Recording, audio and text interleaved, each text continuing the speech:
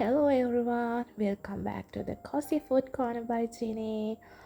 අද අපි බලමු රසවත් කෑම එක්ස්පීරියන්ස් එකක්. මේ ඩිෂ් එකේ මට විශේෂයෙන්ම මම මේකට කැමති වුණේ මේකේ ෆ්ලේවර්ස් එක සහ ප්‍රසන්ටේෂන් එක ඒක වෙනම වයිබ් එක වෙනම රසයක් ෆීල් වෙන ඩිෂ් එකක් මේක. ඉතින් මේ ඩිෂ් එක ඔයාලා දැන්ට මම දකින්න ඇති. මේ ඇවිල්ලා නාපොලිතාන් කලමාරි එකක් හදන හැටි තමා ඒ පාස්ත එක හදන හැටි තමා මං අද මේ වීඩියෝ එකෙන් පෙන්වන්න හදන්නේ. ඉතින් අපි බලමු කොහොමද මේ වීඩියෝ එකෙන් බලලා අපි මේක හදන්නේ කියලා. ඉතින් හැමදාම හදන එකම පාස්තා රෙසිපීස් වලට හදලා මේ අලුත් විදිය පොඩ්ඩක් try out කරලා බලන්න. සමහරවිට ඔයාලත් කැමති මේකක් වෙයි. ඉතින් මේක තමයි මේ වීඩියෝ එක තමයි Cozy Food Journey එකේ ෆස්ට් වීඩියෝ එක වෙන්නේ. මේක තමයි අපේ very first food adventure එකේ crispy calamari rich Napolitan sauce එකත් එක්ක එකතු වෙලා තමයි මේ ඩිෂ් එක කොම්බෝ එක නිර්මාණය වෙන්නේ. full flavored පාස්තා රෙසිපි එකක්. එන්න අපි බලමු මේක කොහොමද හදන්නේ කියලා. මේක ගැන කිව්වොත් එකටම දැල්ලෝ ටික මම ඊයේ සීසන් වෙන්න තියලා සීසන් කරන්න ඕනේ කියලා එකක් නැහැ. මම ඒක හොඳට හොදලා පිරිසිදු කරලා කැරේ අංකල් ඔක්කොම කරලා මම ෆ්‍රිජ් එකේ දැම්මා. ලුණුයි ගමිරිස් ටිකක් අත ගහලා. ඉතින් ඒක මම අද අරගෙන කූල් එකට බහින්න තියලා තමයි මේක හදන්න ගත්තේ. එකටම සොස් පෑන් එකක් අරගෙන ඔලිව් ඔයිල් ටිකක් දාලා සුදු ලුණු දෙකක් චොප් කරලා වගේ දාලා ඔයාලට පුළුවන් මේකට මිරිස් දාගන්න. කියන්නේ කොච්චි වගේ රතු පාට පොඩි මිරිස් එක ඒක මට නැති හින්දා මම කැරමිස්ට් එක තමයි ඇඩ් කරේ අතරම. ඒකයි කොතමල්ලි කොල් ටිකකුත් දාලා අපේ දැල්ලු ටික මේකට දාලා ඔහොම මිදෙන්න තියන්න. මට ඒක නැති හින්දා තමයි මම කැරමිස්ට් ටික දාගත්තේ ඔය වීඩියෝ එකේ තියෙන විදිහට. ඉතින් හොඳට මික්ස් කරලා පොඩ්ඩක් තැම්බෙන්න තියන්න. එතකොට ඒකේ කොහොමත් වතුර වගේ උනනවා.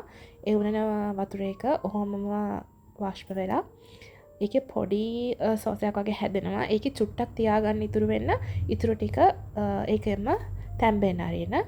ඊට පස්සේ ඒ අතරේ අපිට පුළුවන් අපේ මේන් ඩිෂ් එක හදාගන්න. අපිට ඕනේ තක්කාලි ටික කපලා ගන්න. ඉතින් මේ තක්කාලි ටික ගැන කිව්වොත් මෙතන වල දකින්න ඇති මම තක්කාලි කලස් දෙකකින් අරගෙන තියෙනවා. පොදුවේ එකට නම තක්කාලි වුණාට මේ දෙකේ ෆ්ලේවර්ස් දෙකක් රසවල් දෙකක්. ඉතින් රසවල් දෙකක මේ තියෙන ඒක තමයි මේ කොම්බෝ එක මේක මික්ස් වුණාම තමයි මේකේ නියම ටේස්ට් එක එන්නේ.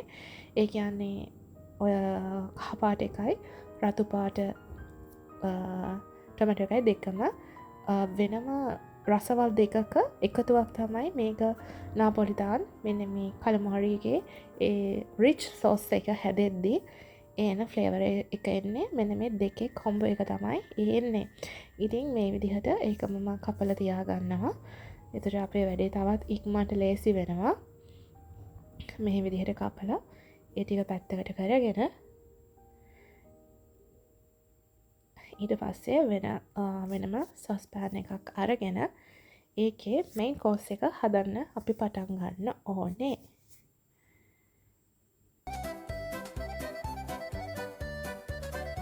මෙන්න මේ විදිහට ඒ පෑන් එකක් තියාගෙන ඔලිව් ඔයිල් ටිකක් දාලා ඊට සුදු ලුණු ඔයාලා කැමති විදිහට 3-4ක් චොප් කරලා අරගෙන දාන්න. ඒ වගේම අර විදිහට මම කලින් වගේ මිරිස් කලයක් දෙකක් තියෙනවා නම් දාන්න පුළුවන් මේ වෙලාවේ. මම නැති හින්දා මම තායි කැලි විදුණු තමයි මම දැම්මේ.